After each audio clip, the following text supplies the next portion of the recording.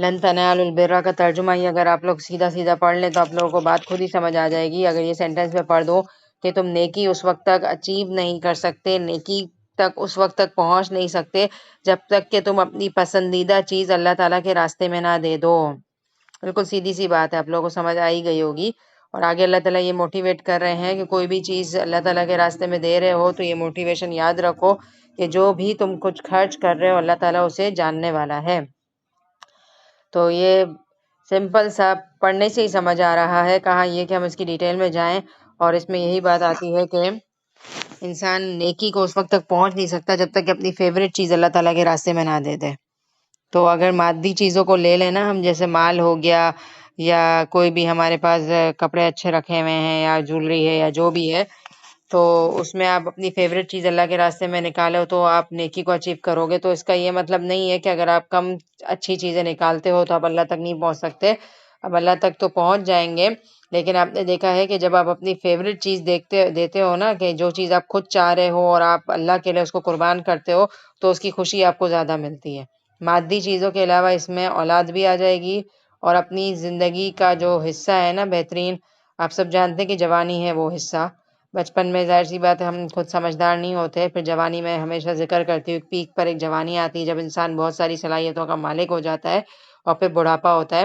تو اس میں اگر ہم مادی چیزوں سے ہٹ کر لے لیں تو اس میں یہی آئے گا کہ جب تک آپ اپنی فیوریٹ عمر اللہ تعالیٰ کو عبادت کے لیے نہیں دو گے تو آپ نیکی تک نہیں پہنچ سکتے. اسی طرح اولادیں ہیں ہماری، تو ہو سکتا ہے ہماری کوئی اولاد بہت زیادہ قابل ہے، تو ہم کوشش کر کے اس کو دین کا علم سکھائیں، اسے حفظ کروائیں ہم. اگر اس کا ذہن شارپ ہے تو ہم اللہ تعالیٰ تک پہنچیں گے. اسی طرح ہماری محبوب چیزوں میں سے نیند بھی ہماری بہت پسندیدہ چیز ہوتی ہے. تو جب تک ہم اپنی نیند کو قربان نہیں کریں گے تو ہم نیکی کو کیسے پائیں گے؟ ہم یہ سوچیں کہ بھائی میں 4 نمازیں تو پڑھ لوں گی، بلکہ 3 پڑھ لوں گی، عشاء مجھ سے پڑھی نہیں جاتی، مجھے سستی ہوتی ہے، اور فجر میں اس لیے نہیں پڑھ سکتی کہ مجھے نیند آتی ہے. تو کیا نیکی حاصل کی آپ نے تو بس وہ کام کیا جو آپ کو ایزی لگتا ہے، آپ نے وہ کام کیا ہی نہیں جو آپ اپنے نفس کے خلاف جا کے کر رہے ہو. تو کوئی بھی کام جو آپ اپنے نفس کے خلاف جا کے کرو گے نا، وہ آپ کے لیے زیادہ نیکی میں آگے بڑھنے کا ذریعہ بنے گا. اس کا یہ مطلب نہیں ہے کہ باقی چیزیں نیکی نہیں ہیں. دیکھیں باقی چیزیں تو نیکی ہیں، لیکن ہم کہتے ہیں نا کہ ہائیسٹ درجے پر پہنچنے کے لیے تم اس وقت تک نہیں پہنچ سکتے جب تک کہ تم اپنی فیوریٹ چیز نہ دو. وہ اب دیکھیں بہت ساری اسکولز ہوتی ہیں، ایک لوور لیول کی اسکول ہے جو 5,000 تک کی اسکول ہے، پھر 10,000 تک کی اسکول ہے، پھر 15,000 تک کی، 20,000 تک کی اسکول. ٹھیک ہے، تو اب آپ دیکھیں جتنی اچھی جگہ پر آپ کو ایڈمیشن لینا ہوگا نا، اتنی اچھی کوالیفیکیشن یا اتنی اچھی آپ کے اندر صلاحیت اور قابلیت ہونی چاہیے، اتنی اچھی انگلش آپ کو آنی چاہیے. تو اگر آپ 5,000 والی اسکول میں ایڈمیشن لینا چاہتے ہو تو بھائی تھوڑا بہت بھی پڑھنا آپ کے لیے کافی ہو جائے گا، وہ بٹھا لیں گے آپ کو. لیکن اگر آپ چاہتے ہو کہ آپ 20,000 کی اسکول میں ایڈمیشن لو تو آپ کو اپنی انگلش کیسی رکھنی ہوگی؟ جو 5 کلاس کے بعد ٹیسٹ ہوتا ہے، اگر کوئی بچہ 6 کلاس میں اس میں ایڈمیشن لینا چاہتا ہے تو کیا کرے گا؟ وہ اپنے آپ کو قابل بنائے گا نا کہ میں اتنا قابل بنوں کہ میں اس لیول تک پہنچ جاؤں. تو اگر آپ بھی اللہ کے مقرب بندے بننا چاہتے ہیں نا تو آپ اپنا لیول بڑھائیں. ٹھیک ہے، اگر ہم لگے بندے بس کلمہ پڑھنے والے مسلمان بنتے ہیں کہ ہم کلمہ پڑھ لیتے ہیں اور پھر ہم بس روٹین وائز کچھ عبادتیں کر لیتے ہیں، نہ ہم نے قرآن کا علم سیکھا، نہ ہم نے اللہ کو پہچانا، اور نہ ہمیں وہ معرفت نصیب ہوئی جس کی وجہ سے ہماری نمازیں خوبصورت ہوئی. چلانے والا کام تو چل جائے گا کیونکہ ہم مسلمان ہیں اور جنت میں چلے جائیں گے، لیکن جو گناہ کیے ہیں اس کی سزا بھگتنے کے بعد. تو اگر ہم ہائیسٹ لیول کا اچیومنٹ چاہتے ہیں اور آپ صلی اللہ علیہ وسلم والی جنت چاہتے ہیں اور ان کا پڑوس چاہتے ہیں اور اللہ کے برابر میں گھر چاہتے ہیں اور اللہ کا قرب چاہتے ہیں اور عرش الہی کا سایہ چاہتے ہیں تو ہمیں محنت زیادہ کرنی ہوگی. تو لن تنالوا البر، یاد رکھو کہ تم اس وقت تک نیکی کا اصل مزہ نہیں پالو گے جب تک کہ تم اپنی اصل چیز کو اللہ کے راستے میں نہ دے دو. خوشی، اب ہم مثال کے طور پر صدقہ و خیرات کرتے ہیں نا، تو اگر ہمارے پاس بہت پیسے ہیں نا تو ہمارے لیے صدقہ کرنا یقین مانے کوئی بہت مشکل کام نہیں ہے. لیکن ہم کیا کریں، اپنی پسندیدہ چیزوں کو اللہ تعالیٰ کے راستے میں دینے کی کوشش کریں. ہم ماسیوں کو ہر وقت گندے کپڑے ہی نہ دیں، جو ہمارے بالکل پھٹ پرانے ہو چکے ہیں وہی نہ دیں. کوئی اچھی چیز بھی کبھی بازار جا کے باقاعدہ ان کے لیے لیں اور ان کو دیں. ہمیشہ میں آپ کو یہ کہتی ہوں رمضان آنے والی ہے تو آپ لوگ کوشش کریں کہ اپنی زکوٰۃ کے ہی پیسوں میں سے کچھ اماؤنٹ نکالیں اور اپنے لیے عید کی شاپنگ کرنے کے لیے جاتے ہیں نا تو کوشش کر کے ان کے لیے نئی سوٹ خریدیں اور پھر ان کو عید پر دیں. رمضان میں ہی دے دیں، یہ کہہ کے کہ عید کے لیے لائی ان کو، ان کے بچوں کو. تو آپ دیکھیں پیسے تو دیتے ہی ہیں نا ان کو، 10,000 یا جتنا بھی آپ زکوٰۃ کی تو ظاہر سی بات ہوتی ہے لاکھوں میں بھی. تو 10,000 کی اماؤنٹ آپ سوچے کہ آپ اپنی ماسی کو دیں گے اور بولیں گے عید کی شاپنگ کر لو، تو جب آپ اپنے لیے نکل رہے ہیں تو وہاں جا کر ماسیوں کے لیے بھی لے لیں، ان کے بچوں کے لیے بھی لے لیں، اور پھر جب آپ گھر آ کے ان کو دیں گے تو ان کے چہرے پر ایک الگ ہی خوشی ہوگی، اور آپ جتنا زیادہ اپنی نیکیوں کو بہتر بنائیں گے نا، اتنا زیادہ اللہ کی محبت حاصل کریں گے۔ اور یہ ایک ایسی چیز ہے جو آپ کو فوراً سے خود فیل ہو جاتی ہے۔ آپ نیکی کر رہے ہوتے ہو نا، تو آپ کو خود اندازہ ہو جاتا ہے کہ میری نیکی کا لیول کتنا ہے، میں کس طرح کی نیکی کر رہی ہوں جو مجھے اللہ کا محبوب بنا رہی ہے۔ آپ کے دل کی ایک آواز آپ کو پتہ چل جائے گا کہ آپ کس لیول کی نیکی کر رہے ہیں۔ ہمارا دل ہمیں بتا دیتا ہے کہ میں کیا کر رہی ہوں۔ تو دل کی ایک آواز ہوتی ہے، خوشی ہوتی ہے نیکی کرنے کے بعد، تو اس خوشی کو اچیو کریں۔ تو انسان اس وقت تک نیکی کا مزہ، مطلب نیکی کرنا جو اس وقت قابل قبول ہے جب آپ کو کرنے کے بعد نا ایک خوشی نصیب ہو۔ آپ کو پتا ہے مجھے پورے دن میں کیا کیا کر کے خوشی ہوتی ہے؟ کیا پورا دن اب سوچو کہ کیا کام کرا کے خوشی ہوئی۔ مثال کے طور پر ایک حقیقت ہے، روزہ رکھ کے بہت خوشی ہوتی ہے۔ مغرب کے اذان کے ساتھ جب آپ روزہ کھول رہے ہو اور آپ دعا مانگ رہے ہو نا، اس وقت ایک اچیومنٹ کا احساس ہوتا ہے، اور یہ فیلنگ آتی ہے کہ ہم ماشاءاللہ ایسی عبادت ہم کر رہے ہیں کہ اللہ تعالیٰ نے کھلی آفر دی کہ افطاری کے وقت کی دعا میں رد نہیں کرتا۔ تو روزہ رکھنے کے بعد بہت اچیومنٹ کا احساس ہوتا ہے۔ میں اپنا بتا رہی ہوں پرسنلی کہ روزہ کھولتے ہوئے بہت ایسا لگتا ہے کہ الحمدللہ ایک کام کیا ہم نے۔ اس کے علاوہ آپ لوگ بتائیں کہ آپ لوگوں کو کون سا وہ کام ہے جو کر کے خوشی نصیب ہوتی ہے پورے دن میں؟ کبھی سوچا بھی کہ نہیں سوچا؟ یہ سارا دن بوجھل رہتے ہیں اور چہرے پہ کوئی اسمائل نہیں ہے، اور بس ایک مشین کی طرح زندگی گزار رہے ہیں، اور بس ہر وقت رونا لگا ہوا ہے کہ پتہ ہی نہیں چلتا کب صبح ہو گئی کب رات ہو گئی۔ بھائی کیوں پتہ نہیں چلتا؟ کوئی مشین اور روبوٹ تو نہیں ہے نا کہ ہمارا مشین کسی نے صبح آن کر دیا اور ہم بس پورے گھر میں گھومتے رہے اور رات ہو گئی تو تھک کے سو گئے، اور کسی نے پوچھا کیسا دن گزرا تو ہم کیا کہیں؟ اللہ معاف کرے، ناشکری شروع کر دیں ہم۔ تو ہم سوچ سمجھ کے اپنی زندگی کو گزاریں، اور اگر کسی چیز سے خوشی حاصل کرنی ہے تو ریلیکس ہو کر بیٹھ کر ہم خوشی کریں۔ اور نیکی جو ہے نا، صدقہ کرنے کا بھی اس آیت کے اندر ذکر ہے، اور اس کے علاوہ ہر طرح کی نیکی ہے، چھوٹی ہو یا بڑی ہو، وہ نیکی جو کرنے کے بعد آپ کو خوشی نصیب ہو رہی ہو۔ اگر پورے دن میں کوئی نیکی نہیں ہوئی نا، تو گلٹ آ رہی ہے نا کہ بھئی آج تو میں نے کچھ نہیں کیا، تو رات کو سوتے ہوئے پتہ ہے کیا کریں؟ اللہ سے باتیں کرنا شروع کر دیں، اللہ سے دعائیں کریں، اپنے دل کا حال بیان کریں، تو آپ کو ایک دم سے جو اللہ کا قرب نصیب ہوگا نا کہ اللہ مجھے محسوس ہو رہے ہیں، تو وہ نیکی بن جائے گی آپ کے لیے، اور وہ آپ کو اللہ کا قرب دے گی اور آپ کو خوشی دے گی، تو یہ آپ کے لیے پھر ہائیسٹ درجے کی نیکی ہو جائے گی۔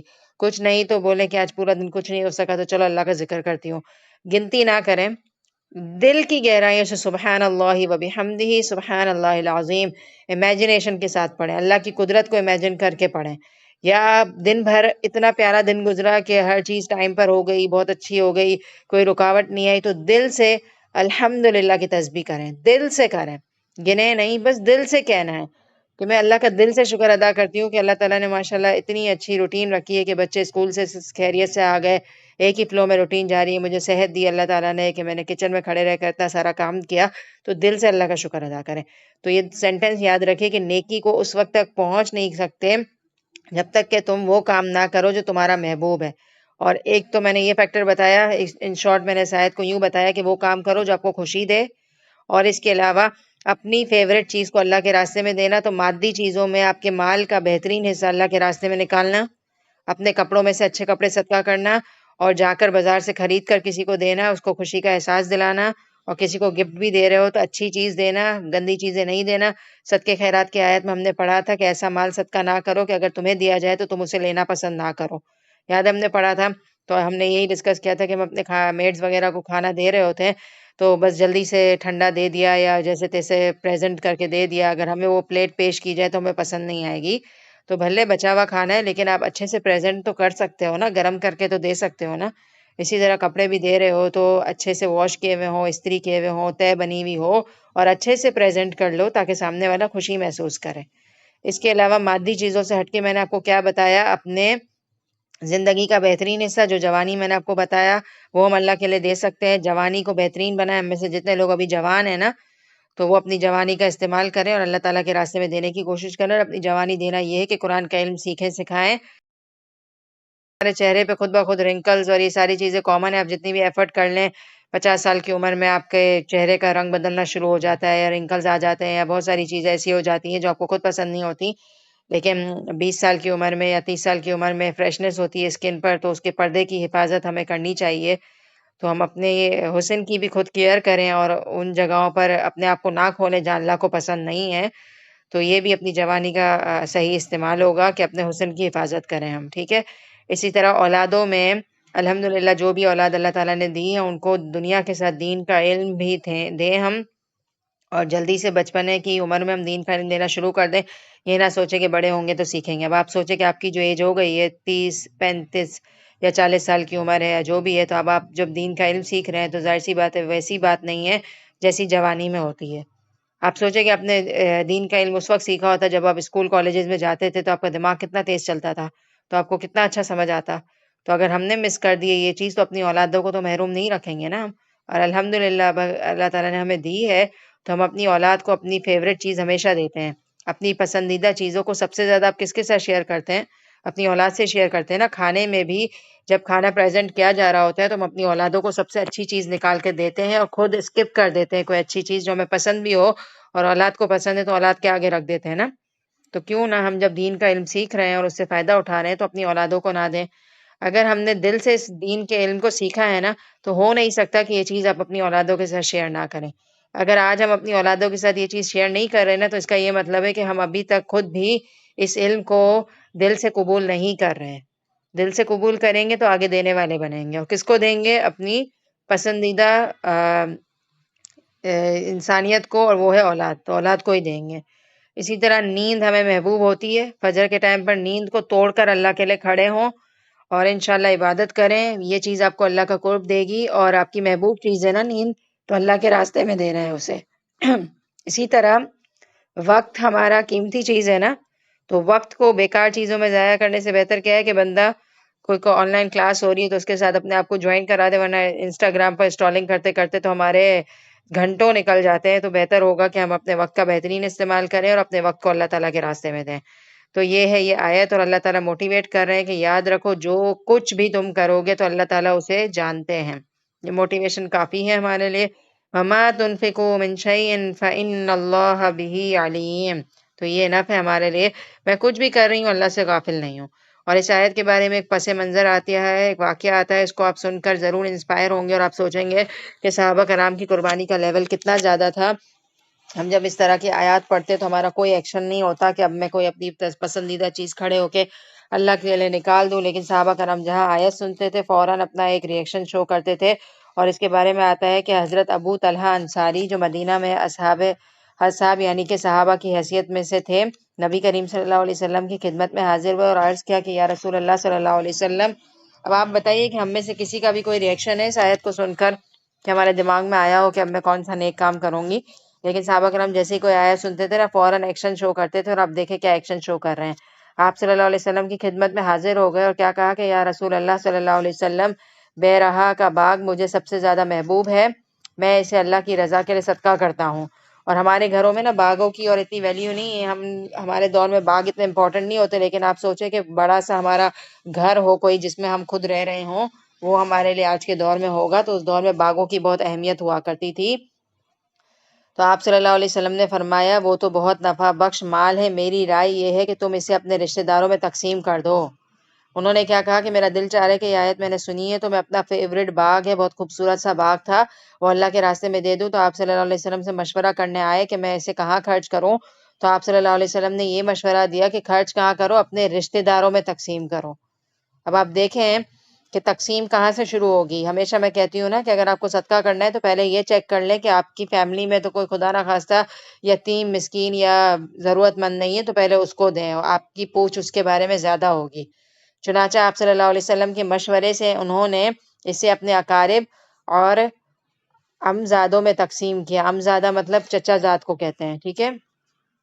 اسی طرح اور بھی متعدد صحابہ نے اپنی پسندیدہ چیزیں اللہ کے راستے میں خرچ کی، اور پھر سب کا ریئیکشن بتا رہے ہیں کہ سب نے جتنا ہو سکا فوراً سے اللہ کے راستے میں نکالا۔ اب یہ جو واقعہ ہے نا اس میں آپ دو چیزیں سیکھیں، ایک تو یہ کہ صحابہ کرام کا ریئیکشن کہ آیت سن کر فوراً عمل کیا، دوسرا یہ کہ اپنی فیوریٹ چیز کو صدقہ کرنے میں ذرا سا بھی نہیں سوچا، اور ان کے دل میں آبویسلی اللہ تعالیٰ پر یقین ہوگا کہ وہ اللہ کے راستے میں دیں گے تو اللہ تعالیٰ بڑا چڑھا کر واپس دیں گے۔ اور تیسرا یہ دیکھ رہے ہیں کہ چچا زاد میں تقسیم کیا، اور رشتہ داروں میں بھی وہ رشتہ جو اللہ معاف کرے تھوڑا سا ہمیں، ایک ہوتا ہے نا ہمارے ماں کے رشتہ دار ہوتے ہیں جیسے خالہ ہیں اور ماموں ہے، تو بولنا نہیں چاہیے، لیکن یہ بہت بڑی حقیقت ہے، اللہ تعالیٰ نے یہ بنایا ہے کہ رحم کے رشتے ہمیں زیادہ محبوب ہوتے ہیں، اسی طرح میکہ ہمیں زیادہ محبوب ہوتا ہے obviously سسرال کے مقابلے میں، اور اس میں کوئی مسئلے والی بات نہیں، کیونکہ قرآن میں اللہ تعالیٰ نے خود بھی یہ والی بات ڈسکس کی ہے کہ سسرالی اور نسب کے رشتے ہوتے ہیں، تو اللہ تعالیٰ نے ان کو پانی سے کمپیئر کیا، میٹھا اور کھارا پانی، تو ظاہر سی بات ہے کہ کچھ رشتے خون کے ہوتے ہیں تو وہ میٹھے ہوتے ہیں رشتے ہمارے لیے، اور باقی رشتے ہمارے فادر سے بلونگ کرتے ہیں، جیسے ددیال ہوتا ہے ہمارا، یا شادی کے بعد سسرالی رشتہ ہوتا ہے۔ تو اب آپ دیکھیں کہ انہوں نے تقسیم کیا تو اپنا باغ کس کو دیا؟ اپنے چچا زاد میں تقسیم کیا۔ تو اب آپ دیکھیں کہ نیکی بھی کیسے کری، ایک تو اپنی فیوریٹ چیز دی، اور دوسری اس جگہ پر دی جہاں دینا ذرا زیادہ مشکل ہوتا ہے۔ تو اب آپ سوچیں کہ ہم اس طرح کی نیکی کرتے ہیں کہ ایک تو چیز بھی فیوریٹ ہو، اوپر سے ان لوگوں کو دی جائے جن سے ہم، اللہ معاف کرے، تھوڑا ہمارا بہت زیادہ دل ان کے لیے کھلا نہیں ہوتا۔ تو اب آپ سوچیں کہ جب انسان اس قدر کھل کے نیکی کرتا ہے تو پھر اس کا دل بھی بڑا ہونے لگتا ہے۔ تو اس آیت میں ہمیں یہی سکھایا جا رہا ہے کہ نیکی کرتے ہوئے تم بس یہ دیکھو کہ تم اللہ کے لیے کر رہے ہو، یہ نہ دیکھو کہ کس کو دے رہے ہو، تو تمہیں نیکی کرنی ہے کھل کے، ٹھیک ہے؟ اور جب انسان اللہ کی رضا کے لیے کوئی کام کرتا ہے تو پھر وہ اپنا دنیاوی فائدہ نہیں دیکھ رہا ہوتا کہ میں کہاں دوں کہاں نہیں دوں، بس آنکھیں بند کر کے دے آیت آ رہی ہے، پچھلی والی آیت سے لنکڈ نہیں کر رہی ہے، ایسی کوئی کامن سی آیت ہے، اس کو ہم دیکھ لیتے ہیں۔ کل الطعام کان حلا لبنی اسرائیل الا ما حرم اسرائیل علی نفسه من قبل ان تنزل التوراۃ، تورات کے نزول سے پہلے حضرت یعقوب علیہ السلام نے جس چیز کو اپنے اوپر حرام کر لیا تھا، اس کے سوا تمام کھانے بنی اسرائیل پر حلال تھے۔ آپ کہہ دیجئے کہ اگر تم سچے ہو تو تورات لے آؤ اور پڑھ سناؤ۔ اب یہ ہے کہ ان لوگوں نے جو یہودی تھے ان کو بس ہر تھوڑے دنوں بعد اعتراضات کا لگا رہتا تھا، تو انہوں نے ایک اعتراض یہ کیا تھا کہ نبی کریم صلی اللہ علیہ وسلم نے کہا کہ آپ صلی اللہ علیہ وسلم دین ابراہیمی کے پیروکار ہونے کا دعویٰ کرتے ہیں اور اونٹ کا گوشت بھی کھاتے ہیں، جبکہ اونٹ کا گوشت اور اس کا دودھ دین ابراہیمی میں حرام تھا۔ اللہ تعالیٰ نے فرمایا یہود کا دعویٰ غلط ہے، حضرت ابراہیم علیہ السلام کے دین میں یہ چیزیں حرام نہیں تھیں، ہاں البتہ بعض چیزیں اسرائیل حضرت یعقوب علیہ السلام نے خود اپنے اوپر حرام کر لی تھیں، اور وہ یہی اونٹ کا گوشت اور اس کا دودھ تھا۔ اس کی ایک وجہ نظر یا بیماری تھی، اور حضرت یعقوب علیہ السلام کا یہ فعل بھی نزول تورات سے پہلے کا ہے، اس لیے کہ تورات تو حضرت ابراہیم علیہ السلام و یعقوب علیہ السلام کے بہت بعد نازل ہوئی ہے، پس تم کس طرح مذکورہ دعویٰ کر سکتے ہو؟ علاوہ ازیں تورات میں بعض چیزیں تم یہودیوں پر تمہارے ظلم اور سرکشی کی وجہ سے حرام کی گئی تھیں، اگر تمہیں یقین نہیں ہے تو تورات لاؤ اور اس کو پڑھ سناؤ۔ یعنی کہ انہوں نے آپ صلی اللہ علیہ وسلم پر الزام لگایا کہ آپ صلی اللہ علیہ وسلم اونٹ کا گوشت کھاتے ہیں اور اس کا دودھ پیتے ہیں، حالانکہ یہ چیزیں حرام ہے، اپنی طرف سے ان لوگوں نے بنا لی تھیں۔ تو انہیں یہ کہا جا رہا ہے کہ تورات کا جو نزول ہے قرآن سے بہت پہلے ہوا تھا، اور اس کے علاوہ یہ چیزیں جو ہے نا حضرت یعقوب علیہ السلام نے اپنی کسی بیماری کی وجہ سے یا نظر مانی ہوئی تھی جس کی وجہ سے اپنے اوپر حرام کر لی تھیں، تو ایک انسان کے حرام کرنے سے کوئی چیز حرام نہیں ہو جاتی ہے، اور ہمیں بھی یہی چاہیے کہ ہم کسی بھی چیز کو اپنے اوپر حرام نہیں کریں۔ اللہ تعالیٰ نے جو چیزیں ہمارے لیے حرام کی ہیں وہ ہمارے لیے حرام ہیں، اور خود سے ہم حرام نہیں کریں گے۔ ہاں اگر آپ کسی بیماری کی وجہ سے کوئی چیز نہیں کھا سکتے تو بس آپ یہ کہیں گے کہ میں بیماری کی وجہ سے نہیں کھا رہا، بلکہ حرام کا لفظ یوز نہیں کریں گے کہ آج سے میں نے اس کو اپنے اوپر حرام کر لیا ہے۔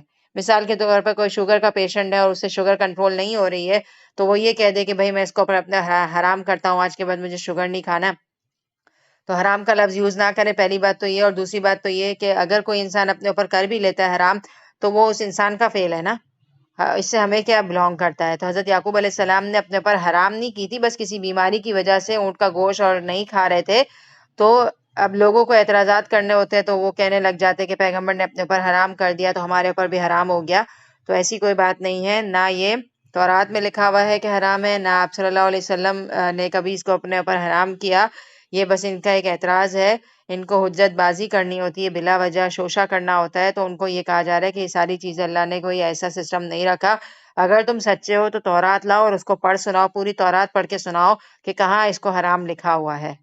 اور اس کے علاوہ یہ بھی کہا جا رہا ہے کہ ایسی کوئی چیز اللہ تعالیٰ نے نازل نہیں کی ہے، اور اگر کوئی انسان اپنے اوپر کرتا بھی ہے تو وہ انسان کی چوائس ہے، لیکن حرام کا لفظ یوز نہیں کرنا چاہیے، اور تورات میں بہت ساری چیزیں حرام کو حلال کر لینا اور حلال کو حرام کر لینا، ٹھیک ہے؟ جب کوئی ایسی آیت آئے نا کہ اچانک آ جائے کہ اس کے بعد بھی جو اللہ پر جھوٹ باندھے وہ ظالم ہے، تو اس کو پیچھے سے لنک کیا کریں، اور پیچھے کس چیز کی بات ہو رہی تھی؟ حلال حرام کو کے قانون کو اپنے ہاتھ میں لینے پہ بات ہو رہی تھی۔ تو حلال وہی ہے جو اللہ نے حلال کیا ہے، حرام وہی ہے جو اللہ نے حرام کیا ہے، لہٰذا اس معاملے میں نا بہت زیادہ احتیاط سے کام لیں، کیونکہ اللہ تعالیٰ نے قرآن میں ایک مقام پر یہ بھی کہا ہے کہ اپنی زبانوں سے نا وَلَا تَقُولُوا لِمَا تَصِفُوا أَلْسِنَتُكُمُ الْكَذِبَ هَذَا حَلَالٌ وَهَذَا حَرَامٌ لِتَفْتَرُوا عَلَى اللَّهِ الْكَذِبَ۔ اپنی زبانوں سے نا یہ نہ کہا کرو کہ یہ حلال ہے اور وہ حرام ہے، اصل میں اصل اختیار تو اللہ ہی کو ہے کہ کیا چیز حلال ہے اور کیا چیز حرام ہے۔ تو جو شخص اللہ پر جھوٹ باندھے گا، تو اگر آپ حلال حرام کو اپنی مرضی سے آگے پیچھے کر رہے ہو تو آپ کیا کر رہے ہو؟ کوئی چھوٹی چیز نہیں کر رہے، بلکہ اللہ پر کیا باندھ رہے ہو؟ جھوٹ باندھ رہے ہو۔ اللہ پر جھوٹ باندھنا ہے یہ، اور جو انسان اللہ پر جھوٹ باندھے گا وہ ظالم ہے۔ کل صدق اللہ، کہہ دیجئے کہ اللہ تعالیٰ نے سچ فرمایا ہے۔ اللہ تعالیٰ نے پچھلی جو بھی آیات نازل کی ہیں اور جو بھی اللہ تعالیٰ کا قول ہے، تمام کا تمام کیا ہے؟ سچا ہے۔ فَاتَّبِعُوا مِلَّةَ إِبْرَاهِيمَ حَنِيفًا، تو تم پیروی کرو ابراہیم علیہ السلام کے طریقے کی، جو کون تھے؟ یکسو تھے۔ وَمَا كَانَ مِنَ الْمُشْرِكِينَ، اور مشرک نہ تھے۔ حضرت ابراہیم علیہ السلام کی پیروی جو ہے نا تم کرو، یہ نہ سوچو کہ یہود و نصارہ جو الٹی سیدھی باتیں کر کے تمہارا دماغ گھما رہے ہیں اور اعتراضات کر رہے ہیں، تو ایسا کچھ نہیں ہے۔ تم کیا کرو؟ ابراہیم علیہ السلام کے طریقے کو یکسوئی کے ساتھ فالو کرو۔ یکسوئی کا لفظ اس لیے یوز کیا جا رہا ہے کہ لوگوں کی باتوں میں آ کر اپنی توجہ نہ ہٹاؤ۔ اب آپ دیکھیں کہ آپ صلی اللہ علیہ وسلم اور ان کے ماننے والے اور ایک طریقہ چلا آ رہا ہے اور سب بالکل سیدھے دین کو فالو کر رہے ہیں، اور مشرکین بہکا رہے ہیں اور طرح طرح کی باتیں کر رہے ہیں، طرح طرح کے اعتراضات کر رہے ہیں۔ تو جو ایک انسان سیدھے ٹریک پر چل رہا ہے وہ بھی آبویسلی کنفیوز ہو جائے گا نا۔ تو اس کو یہ کہا جا رہا ہے کہ حنیف بن کر فالو کرو۔ اور حنیف کون ہوتا ہے؟ یکسو ہوتا ہے۔ دیکھیں میں بات یہ کر رہی تھی کہ یکسوئی کی بات اس لیے آ رہی ہے کہ آپ اگر فوکس ہو کر کسی چیز کو فالو کر رہے ہو نا، تو ارد گرد کی چیزیں آپ کو بہکا نہیں سکتی۔ تو ابراہیم علیہ السلام کے طریقے کو یکسوئی کے ساتھ فالو کرنا چاہیے ہمیں، اور مشرکین میں سے نہ ہو جاؤ۔ اور اس میں ہمیں یہ بھی بتایا جا رہا ہے کہ ابراہیم علیہ السلام کی خود جو ذات تھی نا وہ بہت یکسو تھی، تو ہمیں بھی چاہیے کہ ہم یکسوئی کے ساتھ ان کو فالو کریں۔ حضرت ابراہیم علیہ السلام کی ذات یکسو پتہ ہے کیسے تھی؟ کہ ان کے ارد گرد تمام جگہوں پر شرک ہو رہا تھا، ایون کہ ان کے والد بھی شرک کرتے تھے اور گھر میں خود مورتی وغیرہ بناتے تھے اور مورتیوں بنانے کا کام کرتے تھے، اس حد تک اللہ معاف کرے شرک میں ڈوبے ہوئے تھے۔ لیکن جب حضرت ابراہیم علیہ السلام کو اللہ تعالیٰ نے دین کے علم کے لیے چنا اور ان کو توحید کا علم دیا، تو انہوں نے یکسوئی کے ساتھ توحید کو فالو کیا، اور ارد گرد کے ماحول کے مخالف ہونے کے باوجود بھی یکسوئی کے ساتھ توحید پر جم گئے۔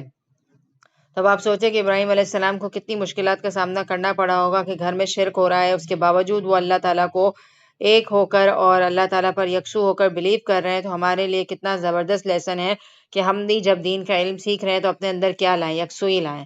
ہمارا مسئلہ یہ ہے کہ ہمارے اندر یکسوئی کی بہت زیادہ کمی ہے۔ ہم کوئی بھی کام کر رہے ہوتے ہیں نا تو یکسوئی سے نہیں کرتے، ایون کہ نماز بھی ہم یکسوئی کے ساتھ نہیں پڑھتے۔ آپ لوگ خود بتائیں کیسے پڑھتے ہیں ہم نماز؟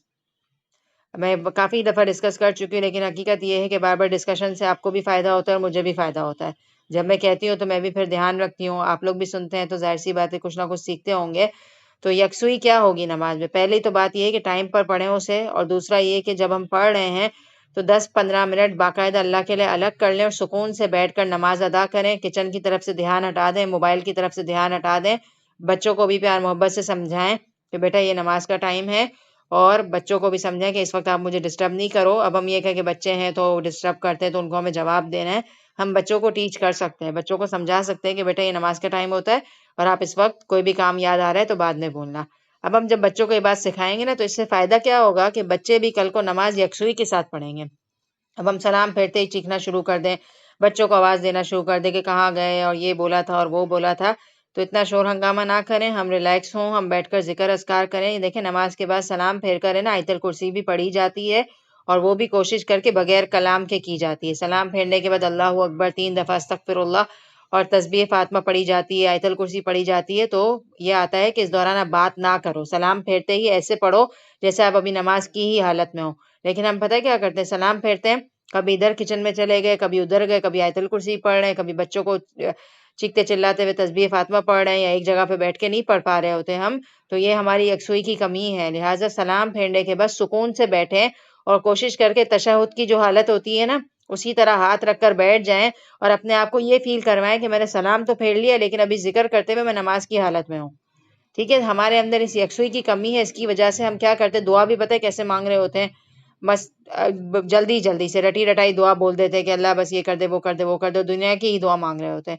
تو تھوڑا سکون سے بیٹھ جائیں اور 2 منٹ دے کر اللہ سے دل سے کوئی دعا تو مانگیں، ہم جنت تو مانگیں اللہ سے بیٹھ کر، جہنم سے پناہ تو مانگیں، نماز کی پابندی تو مانگیں، اپنی اولادوں کو آنکھوں کی ٹھنڈک تو مانگیں بیٹھ کر، اولاد کے لیے اچھی صحبت کی دعا تو مانگیں ہم۔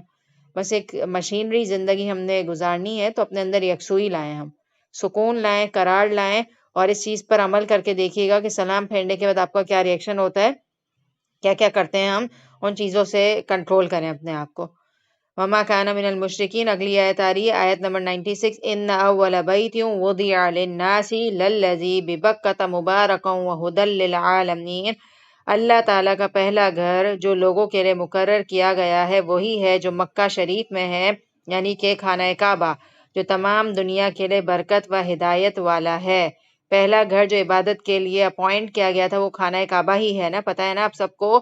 اور پھر وقتی طور پر جو ہم نے پارے سیکنڈ کے شروع میں یہ پڑھا تھا کہ قبلہ بدلا تھا، تو تھوڑے دنوں کے لیے صحابہ کرام اور آپ صلی اللہ علیہ وسلم نے بیت المقدس کی طرف رخ کر نماز پڑھی تھی، پھر واپس اللہ کے حکم سے خانہ کعبہ کا قبلہ آپ صلی اللہ علیہ وسلم کو دیا گیا، کیونکہ آپ صلی اللہ علیہ وسلم آخری نبی ہیں اور آخری نبی کا قبلہ کیا ہے، خانہ کعبہ ہی ہے۔ تو یہودیوں نے اعتراض کیا تھا اور کیا کہا تھا کہ بیت المقدس سب سے پہلا عبادت خانہ ہے، آپ صلی اللہ علیہ وسلم کے ساتھیوں نے اپنا قبلہ کیوں بدل لیا؟ اس کے جواب میں کہا گیا کہ تمہارا یہ دعویٰ غلط ہے، پہلا گھر جو اللہ کی عبادت کے لیے تعمیر کیا گیا تھا وہ وہی ہے جو مکہ میں ہے۔ تو یہ یہودیوں کے اعتراضات کا جواب ہے، جن کو ایسا لگتا تھا کہ بیت المقدس سب سے پہلا عبادت خانہ ہے، تو اللہ تعالیٰ نے کیا کہا کہ پہلا عبادت خانہ تو مکہ ہی ہے، وقتی طور پر اس کو بدل دیا گیا تھا مسلمانوں کی آزمائش کے لیے، اور پھر واپس اللہ تعالیٰ نے آپ صلی اللہ علیہ وسلم کو وہی قبلہ دیا۔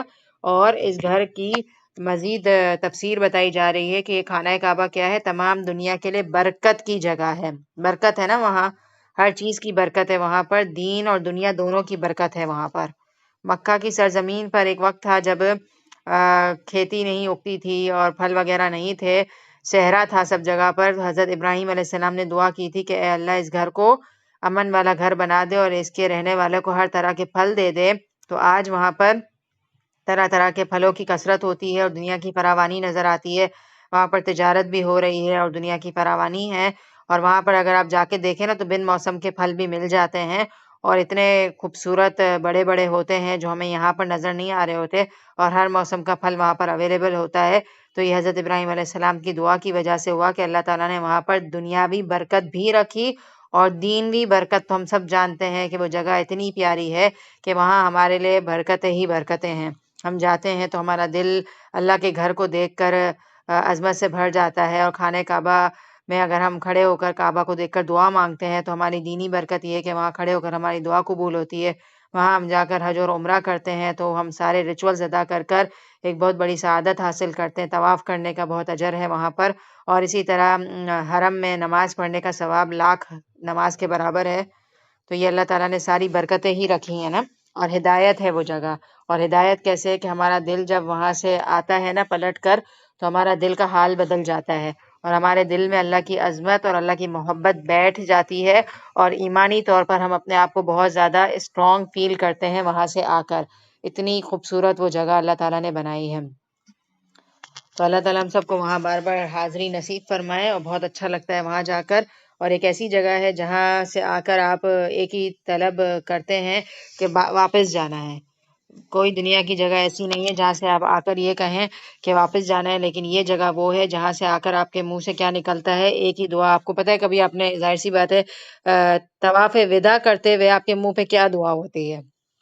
جب بھی کعبے کو وداع کرتے ہیں نا تو بس ایک ہی دعا نکلتی ہے کہ اللہ واپس بلا لے۔ آپ یقین مانیں اس وقت کوئی دعا آپ کے ذہن میں نہیں آئے گی، کوئی دنیاوی دعا آپ کو اس وقت یاد نہیں رہے گی، بس آپ پلٹ رہے ہوں گے نا مڑ مڑ کر آخری تک، کعبے کو بندہ دیکھ رہا ہوتا ہے تو بس ایک ہی دعا کر رہا ہوتا ہے کہ اللہ اس جگہ پہ واپس بلانا۔ مطلب ابھی آپ ہیں یہاں پر اور آپ کا دل نہیں بھرا اور آپ یہی کہہ رہے ہیں کہ بس واپس بلا لینا، مطلب یہ کیا دعا ہے؟ آپ سوچ سکتے ہیں کہ ایک جگہ پر آپ کھڑے ہیں، ابھی تو آپ گھر پہ گئے بھی نہیں ہیں، دن بھی نہیں ہوئے آپ کو آئے ہوئے، اور آپ وہیں سے اللہ کو کہہ رہے ہیں کہ اللہ واپس ضرور بلائیے گا اور بار بار بلائیے گا۔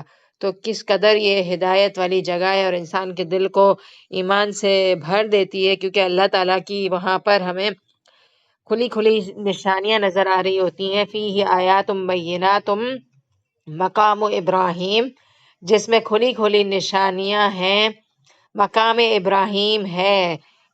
اور کیسی کھلی کھلی نشانیاں ہیں نا وہاں پر، صفا مروہ کی پہاڑیاں ہیں۔ یہ اللہ تعالیٰ کے محبوب کی دوڑ اللہ کو پسند آئی تھی تو وہ پہاڑیاں ہمارے لیے اہم ہو گئی۔ حضرت حاجرہ نے وہاں پر دوڑ لگائی تھی۔ اسی طرح وہاں پر سب سے بڑی نشانی تو کعبہ ہے، پھر صفا مروہ ہے، اور صفا مروہ اور پھر حجر اسود ہے۔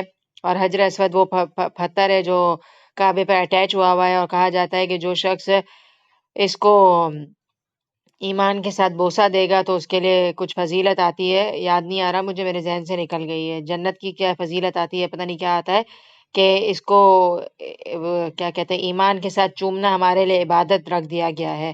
اور اسی طرح اللہ تعالیٰ نے کہا کہ اس میں کھلی کھلی نشانیاں، اور ایک نشانی اللہ تعالیٰ نے خود مینشن کر دی کیونکہ اللہ تعالیٰ کی فیوریٹ نشانی ہے، وہ مقام ابراہیم، مقام ابراہیم ہے۔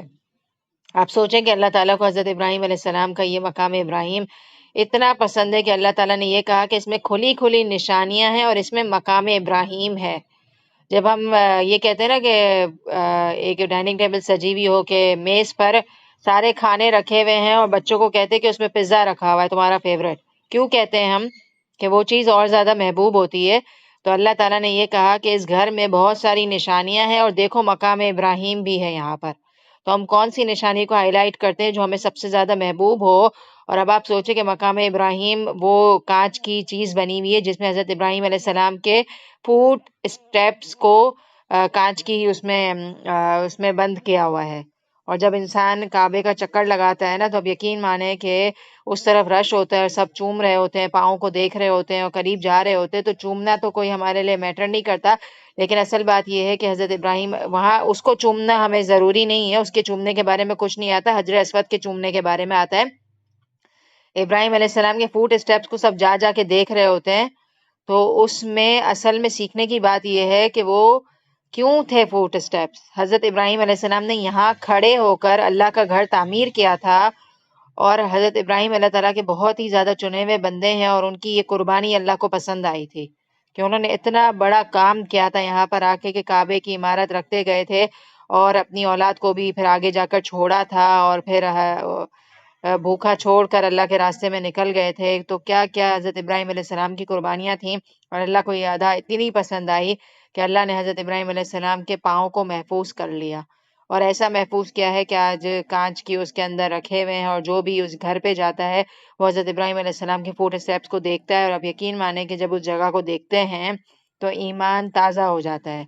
آج اب انٹرنیٹ پر بھی تصویریں نکال کر دیکھ لیں تو بھی آپ کو کچھ ہونے لگتا ہے کہ کیسے وہ پیغمبر تھے کہ اللہ کو ان کی ادا اتنی پسند آئی کہ پاؤں جیسی چیز وہ بھی اللہ نے محفوظ کر لی۔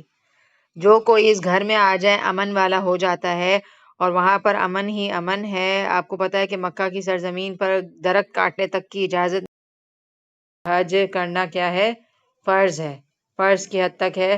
حج کی فرضیت نظر آتی ہے کہ صاحب استطاعت انسان کے لیے زندگی میں ایک بار حج کرنا فرض ہے، اور جو کوئی انکار کرے یعنی کہ استطاعت کے باوجود بھی حج نہ کرے تو اللہ تعالیٰ تمام جہانوں سے بے نیاز ہے۔ اللہ تعالیٰ کو کوئی ضرورت نہیں ہے کہ انسان آ کر حج کرے، یہ تو انسان کا ہی فائدہ ہے کہ وہ حج کرے اور سعادت حاصل کرے۔ اب ہم یہ والی آیت میں یہ دیکھ لیتے ہیں کہ حضرت ابراہیم علیہ السلام کے پاؤں کے نشان سیو کرنے سے ہم کیا سیکھیں گے، کہ جب ہم نیکی کرتے ہیں نا، اللہ تعالیٰ کے راستے میں لگ رہے ہوتے ہیں، نیکیاں کر رہے ہوتے ہیں، تو ہمارے قدم کے نشان بھی اللہ تعالیٰ کو محبوب ہو جاتے ہیں۔ مثال کے طور پر آپ رمضان میں ایک جگہ سے دوسری جگہ جاتے ہیں اور عبادت کرتے ہیں نا، مساجد وغیرہ میں تراویح کے لیے جا رہے ہوتے ہیں، اسی طرح اگر ہم بھی حج اور عمرے کے لیے جاتے ہیں، صفا مروہ کی سعی کرتے ہیں، اور اگر ہم خلوص کے ساتھ کر رہے ہیں نا، تو آپ کو پتہ ہے کہ پاؤں بھی قیامت کے دن گواہی دیں گے۔ اور جب ہمارے پاؤں چل چل کے تھک جاتے ہیں نا، تو وہ تھکن جو ہوتی ہے نا پاؤں کی، جو اکثر بڑے لوگ جب حج اور عمرہ کر کے آتے ہیں، ایون کہ ہم چھوٹے بھی صفا مروہ میں دوڑ دوڑ کے تھک جاتے ہیں اور نڈھال ہو جاتے ہیں طواف وغیرہ کر کے، تو یہ جو تھکن ہوتی ہے پاؤں کا جو تھکنا ہے نا، وہ اللہ کو پسند ہے۔ اور اب آپ دیکھیں کہ اگر حضرت ابراہیم علیہ السلام نے اتنے بڑے گھر کی تعمیر کی اور وہ اللہ کے لیے گھر بناتے ہوئے تھک سکتے ہیں، تو کیا ہم اللہ کے دین کا کام کرنے کے لیے نہیں تھک سکتے؟ اسی طرح سے اگر ہم نماز پڑھتے ہیں نا اور اتنا لمبا قیام کرتے کہ ہمارے پاؤں پہ تھکن لگتی ہے کھڑے کھڑے تھوڑی سی، تو اللہ تعالیٰ اس کو بھی ہمارے لیے اجر لکھیں گے، اور کل قیامت کے دن یہ پاؤں بھی ہمارے حق میں گواہی دیں گے۔ اور اس پاؤں کے جو زمین پر اثرات ہوتے ہیں نا، اور جو زمین پر نشانات ہوتے ہیں ہمارے مسلح پر، اس کے جو اثر چھوڑتے ہیں نا ہم، یہ بھی قیامت کے دن ہمارے لیے نامہ اعمال میں اضافے کا ذریعہ بنیں گے۔ آپ صلی اللہ علیہ وسلم کے بارے میں کیا آتا ہے کہ وہ اتنا لمبا قیام کیا کرتے تھے کہ ان کے پاؤں مبارک سوج جاتے تھے، اور لوگ ان سے یہ کہا کرتے تھے جیسے صحابہ کرام کہ آپ کے تو اگلے پچھلے تمام گناہ معاف ہو گئے، پھر آپ کیوں اتنا لمبا لمبا قیام کرتے ہیں؟ تو آپ صلی اللہ علیہ وسلم کیا جواب دیتے تھے؟ افا انتا عبدن شکورا، کیا میں اللہ کا شکر گزار بندہ نہ بنوں؟ کہ وہ شکر گزاری میں اتنی لمبی لمبی نماز پڑھا کرتے تھے، اور ہمارا کیا حال ہے کہ دن بھر گناہ کرتے رہتے ہیں اور پھر بھی سوتے ہی رہتے ہیں، ہم فجر کے لیے ہی نہیں اٹھا جا رہا ہم سے۔ کہاں وہ شخص جس کو اللہ تعالیٰ نے چنا ہے، جس کے گناہ بھی معاف ہو گئے ہیں، اور وہ شکر گزاری میں راتیں گزار دیتا ہے عبادت کرتے کرتے، تو کیا ہم فجر کی نماز کے لیے بھی نہیں اٹھ سکتے؟ تو کیا حال ہے ہمارا؟ ہمارا کوئی کمپیریجن ہے آپ صلی اللہ علیہ وسلم سے، صحابہ کرام سے، کہ وہ اتنا لمبا لمبا قرآن پڑھا کرتے تھے؟ تو ہم تو بس اینڈ ٹائم پر اٹھتے ہیں، اور سردی میں وضو بھی ہم سے نہیں ہو رہا ہوتا، یا تو قضا کر دیتے ہیں یا بس کھڑے ہو جاتے ہیں 2 سیکنڈ کی نماز پڑھ کے فارغ ہم۔ تو تھوڑا سا سکون سے ہم نماز پڑھنے کے عادی بنیں، نماز میں جو تلاوت کر رہے ہیں اس کو سکون کے ساتھ کریں، تاکہ یہ ساری چیزیں ہمارے نیک آثار لکھے جائیں، اور کل قیامت کے دن یہ ساری چیزیں ہمارے حق میں گواہی دیں۔ ٹھیک ہے؟ تو اللہ تعالیٰ کے راستے میں کسی بھی طرح سے تھکنا اللہ تعالیٰ کو پسند ہے۔ کہہ دیجئے کہ اے اہل کتاب، تم اللہ تعالیٰ کی آیتوں کے ساتھ کیوں کفر کرتے ہو؟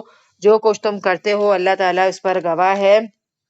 اللہ کی آیتوں کا انکار کرنا، قرآن کا انکار کرنا، یا جو بھی اللہ تعالیٰ کی نشانیاں ہیں ان کو نہ ماننا۔ قُلْ یا اہل الکتاب لم تصدون عن سبیل اللہ، ان اہل کتاب سے کہو کہ تم اللہ تعالیٰ کی راہ سے لوگوں کو کیوں روکتے ہو؟ من آمن تبغونہا عوجا وانتم شہداء، اور اس میں عیب ٹٹولتے ہو حالانکہ تم خود گواہ ہو۔ وما اللہ بغافل عما تعملون، اور اللہ تعالیٰ اس سے غافل نہیں ہے جو تم کر رہے ہو۔ یعنی کہ اہل کتاب کا کیا طریقہ کار تھا کہ وہ اللہ تعالیٰ کے راستے سے لوگوں کو روکتے تھے، یا تو پھر مسجد حرام میں نہیں آنے دیتے تھے، یا اسی طرح سے اپنی حرکتوں کی وجہ سے لوگوں کو اللہ کے راستے سے روک رہے ہیں، اور طریقہ کار یہ تھا کہ جو شخص دین کی طرف آتا تھا اس کے اندر کوئی عیب نکال لیتے تھے۔ تو اللہ تعالیٰ یہ کہہ رہے ہیں کہ تمہاری حرکتوں سے اللہ غافل نہیں ہے۔ اب آپ دیکھیں گے جو انسان خود دین پر عمل نہیں کرتا نا، اس کی کیا کوشش ہوتی ہے کہ کوئی اور بھی نہ کرے۔ مثال کے طور پر 3 4 بھائی بہن ہیں، اب ایک پڑھائی نہیں کر رہا تو وہ کیا کرے گا؟ سکون سے بیٹھ جائے گا یا شرارت کرے گا، باقی 3 کو بھی نہیں پڑھنے دے گا؟ والدین گھر سے گئے ہوئے ہیں کہیں، اور پھر وہ کہتے ہیں کہ آ کے ہم چیک کریں گے کہ آپ لوگوں نے کام کیا کہ نہیں کیا۔ اب ایک بچے کا پڑھنے کا دل نہیں چاہ رہا تو وہ کیا کرے گا؟ خود نہیں پڑھے گا اور باقیوں کو بھی نہیں پڑھنے دے گا نا، شرارت کر کے باقیوں کو بھی کام سے روک لے گا تاکہ والدین آئے تو ایک کو نہیں سب کو ڈانٹ پڑے، اور جب سب کو ڈانٹ پڑے گی اور سب نے ہی نہیں کیا ہوگا تو پھر والدین بولیں گے اب تم سبھی ایسے ہو، پھر چھوڑ دیں گے۔ لیکن اگر ایک نہ کرے اور سب کر لیں تو پھر اس کو تانے ملیں گے نا کہ بھائی سب نے کر لیا اور تم نے نہیں کیا۔ تو یہود و نصارہ کا بھی یہی حال تھا کہ ان کو خود آپ صلی اللہ علیہ وسلم کو نہیں ماننا تھا نا، تو وہ آپ صلی اللہ علیہ وسلم پر ایمان لانے والوں کو روکتے تھے، ایمان والے کو بھی کیا کرنے کی کوشش کرتے تھے؟ دین سے پھیرنے کی کوشش کرتے تھے، اور اس کے طرح طرح کے طریقے ہوتے تھے۔ ہم نے پچھلی آیات میں بھی پڑھا کہ خود کبھی ایمان لاتے تھے کبھی نہیں لاتے تھے تاکہ نئے آنے والے کنفیوز ہو جائیں۔ اسی طرح جو ایمان لا رہا ہے اس کو ڈیگریڈ کرنا یا اس کو ٹارچر کرنا، طرح طرح سے اس کو تکلیفیں دینا اور ان کے اندر عیب نکال لینا، مسلمانوں کی خرابیاں تلاش کر کے ان کو بتانا تاکہ نیا آنے والا کنفیوز ہو جائے۔ تو یہ ایک سازش ہوتی ہے، جو خود نہیں مان رہا ہوتا اس کی سازش ہوتی ہے کہ دوسرے بھی نہ مانیں۔ یا ایھا الذین آمنوا ان تطیعوا فریقا من الذین اوتوا الکتاب یردوکم بعد ایمانکم کافرین، اے ایمان والو، اللہ تعالیٰ ہمیں وارن کر رہے ہیں کہ اگر تم اہل کتاب کی کسی جماعت کی باتیں مانو گے تو وہ تمہیں تمہارے ایمان لانے کے بعد کافر کر دیں گے۔ اگر تم نے ان کی بات مانی تو تم مسلمان ہونے کے بعد بھی نعوذ باللہ کیا ہو جاؤ گے؟ کافر ہو جاؤ گے، لہٰذا ان کی باتوں میں نہ آؤ۔ گو یہ ظاہر ہے کہ تم کیسے کفر کر سکتے ہو باوجود یہ کہ تم پر اللہ تعالیٰ کی آیتیں پڑھی جاتی ہیں اور تم میں رسول اللہ صلی اللہ علیہ وسلم موجود ہیں۔ جو شخص اللہ تعالیٰ کے دین کو مضبوط تھام لے تو بلا شبہ اسے راہ راست دکھا دی گئی۔ یعنی کہ تم کیسے انکار کر سکتے ہو جب تمہارے درمیان اللہ کی تلاوت کی جا رہی ہے آیات، اور تمہارے درمیان رسول اللہ بھی موجود ہیں، تو تمہیں چاہیے کہ تم انکار نہ کرو، ان کی باتوں میں نہ آؤ۔ اور ان دا اینڈ یہ کہا جا رہا ہے کہ جو شخص اللہ تعالیٰ کے دین کو مضبوطی سے تھام لے، وَمَن يَعْتَصِم بِاللَّهِ، اور جو اللہ کو تھام لے گا تو وہ صراط مستقیم پر چل گیا۔ اب یہ والی آیت میں نے آپ کو یہود و نصارہ کے کانٹیکس میں بتا دی ہیں کہ یہود و نصارہ خود نہیں ایمان لا رہے ہیں، آنے والوں کو بھی کنفیوز کر رہے ہیں، اور صحابہ کرام کو یہ بتایا جا رہا ہے کہ ان کی باتوں کی پرواہ نہ کرو، تم یہ دیکھو کہ تمہارے درمیان رسول اللہ موجود ہیں اور تمہارے درمیان قرآن کی آیات تلاوت کی جا رہی ہیں، اور تم اگر اللہ کو مضبوطی سے تھام لوگے تو تم صراط مستقیم پر چل جاؤ گے۔ یہ تو تھی یہود و نصارہ کے لیے باتیں۔ ہمارے لیے یہ آیت کس طرح آئے گی؟ ہمارے لیے آیت ہمیشہ میں آپ کو یہی کہتی ہوں کہ الحمدللہ ہم لوگ مسلمان گھرانوں میں موجود ہیں، لیکن مسئلہ یہ ہے کہ ہم صرف نام کے مسلمان ہیں، ہم نے کلمہ پڑھ لیا لیکن پریکٹس نہیں کرتے ہم اپنے دین پر۔ مثال کے طور پر دیکھیں، ہمارا مسلمان گھرانہ اصولاً ہونا ایسا چاہیے کہ جس میں 5 ٹائم کی نمازیں بچپن سے پڑھی جائیں، یہ کوئی بڑی بات نہیں ہونی چاہیے، لیکن ہمارا مسئلہ یہ ہے کہ ہم دین کو پریکٹس نہیں کرتے۔ ہمارے بڑوں نے اگر نماز نہیں پڑھی تو ہمیں بھی obviously پابند نہیں بنایا، پھر ہم نہیں بنے تو ہم اپنی اولادوں کو نہیں بنا رہے۔ اب اس دوران الحمدللہ اللہ کا فضل ہے کہ آپ کو قرآن کا علم سیکھنے کا موقع ملا، تو آپ کو نماز کی امپورٹنس پتہ چلی کہ نہیں پتہ چلی؟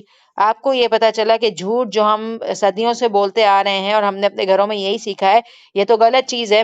تو قرآن نے آپ کو فرقان دیا، یعنی کہ صحیح غلط کی پہچان دی، تو اب آپ کیا کر رہے ہیں؟ اپنے گھر میں دین کو پریکٹس کرنا چاہیں گے۔ تو یہ ایک کنورژن ہے جو آپ اپنے گھروں میں لانا چاہتے ہیں، تو یہ آپ کا دین پر چلنا ہے۔ تو جب آپ نئے نئے دین کی طرف آئیں گے تو اس زمانے میں جیسے یہود و نصارہ لوگوں کو بہکاتے تھے، تو آپ کو بھی لوگ بہکائیں گے۔ کیا بہکائیں گے؟ کہ بھائی 5 ٹائم کی نمازیں، کب چھوٹے بچوں کو اب کیا نماز سکھانا، اور اتنی سردی میں کون نمازیں پڑھے، اس طرح کی باتیں آپ کے ذہن میں کوئی ڈالنے کی کوشش کرے گا تو آپ کیا کریں گے؟ استقامت رکھیں گے کہ نہیں، میں نے یہ نیا کام شروع کیا ہے تو مجھے کرنا ہے۔ پردہ کرنا شروع کریں گے تو لوگ بہکائیں گے۔ اپنے بچوں کو دین کی تعلیم کے لیے آپ چنیں گے تو لوگ آپ کو بہکائیں گے کہ ابھی تو دنیا سیکھنے کا ٹائم ہے اور اچھا کیریئر دے دو، اور کون دین کا علم سکھاتا ہے، تو آپ گڈمگائیں گے۔ تو آپ اپنے گھر میں اگر کوئی نیا سسٹم لانا چاہتے ہیں دینی پوائنٹ آف ویو سے، تو بہت ساری رکاوٹ ضرور آئے گی، تو اس رکاوٹ کا مقابلہ کرنا ہے۔ ایون کہ آپ کو لوگ یہ کہیں گے کہ قرآن کا علم سیکھ رہے ہو، ترجمہ سیکھ رہے ہو، اچھا کس جگہ سے سیکھ رہے ہو؟ اچھا یہ ٹیچر یہ تو اس فرقے سے بلونگ کرتی ہے، ان کے تو یوں عقائد غلط ہیں اور یوں ہیں اور یوں ہیں۔ تو آپ اپنی عقل سے فیصلہ کریں نا کہ آپ نے جب میری کلاس سیکھنا شروع کی تو آپ کو فائدہ ہو رہا ہے یا نقصان ہو رہا ہے؟ فائدہ ہو رہا ہے نا، اللہ تعالیٰ سے تعلق نصیب ہو رہا ہے، نمازیں بہتر ہو رہی ہیں، نماز کی پابندی ہو رہی ہے، تو پھر دوسروں کی باتوں میں آ کر آپ اس علم کو کیوں چھوڑیں گے؟ آپ سامنے والے کو یہ کہیں کہ الحمدللہ ہماری ٹیچر ایسی باتیں بتاتی ہے کہ ہمارے علم میں اضافہ ہو رہا ہے، ہماری نمازیں بہتر بن رہی ہیں، ہمارے اندر سے جھوٹ کی عادت نکل رہی ہے، ہمارے بچوں کی بہترین تربیت ہم کر رہے ہیں، ان کو نرمی سے بات کرنا سکھا رہے ہیں، تو میرے اندر تو بھائی پازیٹیو چینجنگ آیا، لہٰذا میں یہ راستہ نہیں چھوڑ سکتی۔ تو اللہ تعالیٰ یہ موٹیویشن دے رہے ہیں کہ جب تم اللہ کو مضبوطی سے تھام لوگے نا، تو یقین جانو تم سیدھے راستے پر چلنے لگ جاؤ گے۔ اور اللہ کو تھامنا کیا ہے؟ اس قرآن کو تھامنا۔ اللہ کو تو ہم